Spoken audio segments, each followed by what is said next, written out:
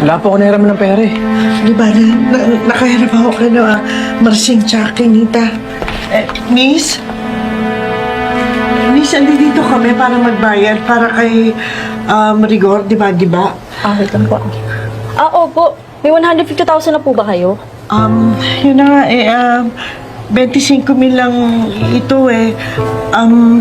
Pwede ito na munang ibayad namin tapos babalik na lang kami sa ibang araw para dun sa iba. Kasi kung di kayo makakabayad agad, hindi namin madi-discharge ang pasyente at lalaki na lalaki ang bill nyo. Ano ba?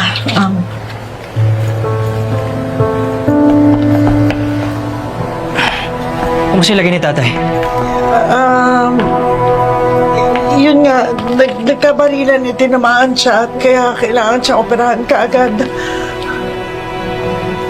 Miss, magkano yung babayaran? Yung buo. Aabot po ng 150,000 po.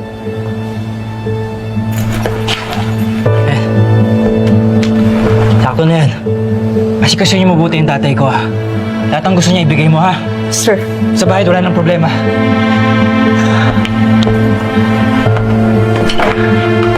Nay, di niyo man lang ako tinawagan. Si Camille pa yung nagbalita sa akin. Tatawagan niyo lang ako. Pasensya na anak kasi ang bilis ng pangyayari, hindi ko na naisip. Hindi niyo naisip.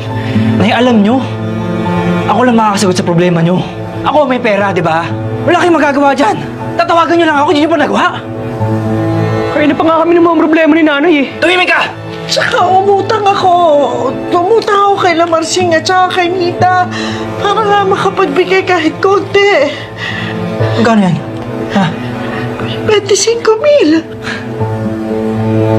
Di maliligtas ng barya lang ang buhay ng tatay ko. Pera ko. Pera ko ang makakaligtas sa kanya. Kaya ang problema niyo. Pagdating pa rin sa pera, wala pa rin kayong silbi.